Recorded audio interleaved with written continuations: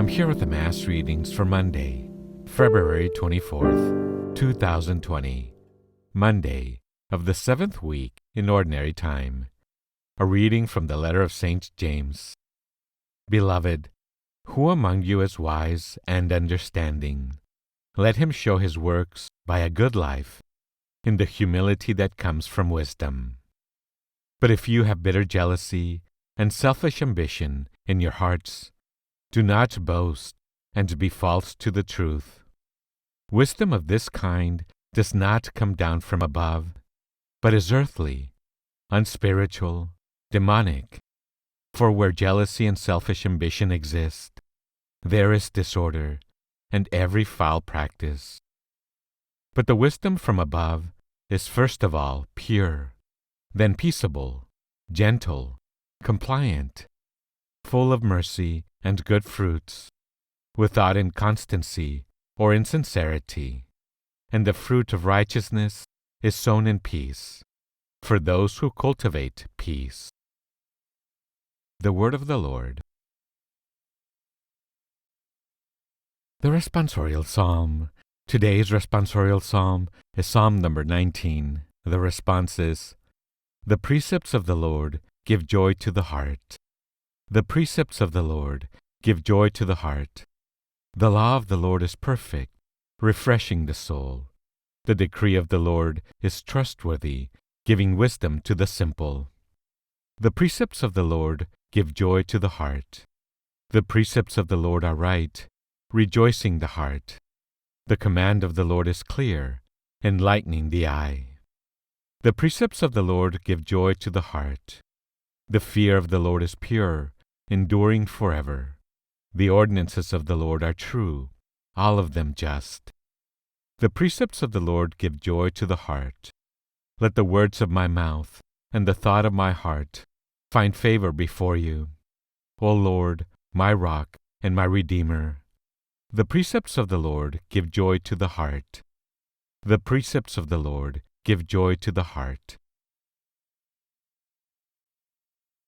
A reading from the Holy Gospel according to St. Mark, chapter 9, verse 14 to 29.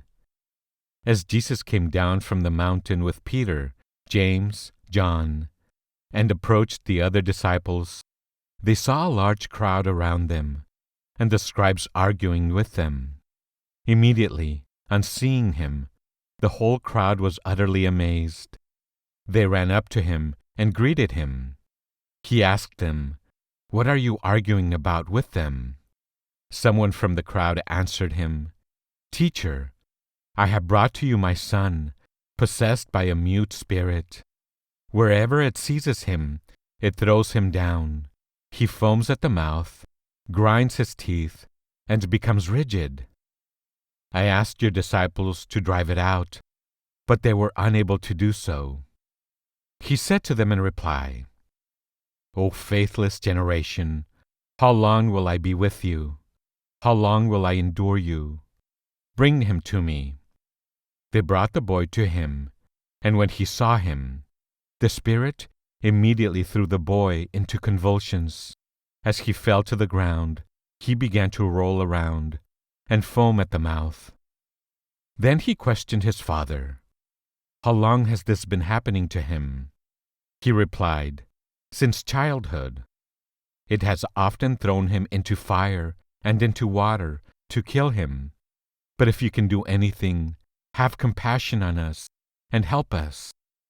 Jesus said to him, If you can, everything is possible to one who has faith. Then the boy's father cried out, I do believe. Help my unbelief. Jesus, on seeing the crowd rapidly gathering, rebuked the unclean spirit, and said to it, Mute and deaf spirit, I command you, come out of him, and never enter him again. Shouting and throwing the boy into convulsions, it came out. He became like a corpse, which caused many to say, He is dead. But Jesus took him by the hand, raised him, and he stood up. When he entered the house, his disciples asked him in private, Why could we not drive the spirit out? He said to them, This kind can only come out through prayer. The Gospel of the Lord.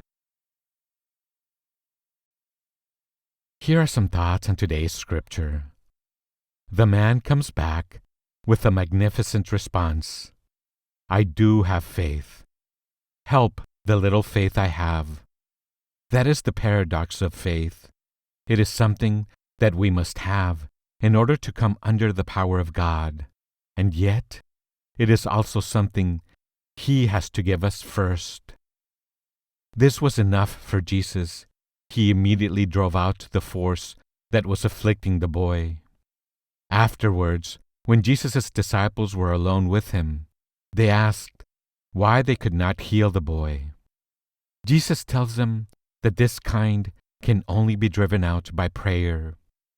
Did that mean that they had been trying to heal the boy by their own efforts? Were they beginning to think that the power that had been given them was their own? That they had failed to realize they were just channels of God's healing power? Jesus spent long hours in prayer before and after his teaching and healing works. We cannot expect to do otherwise. Jesus, I trust in you. Thanks for listening. Have a blessed day.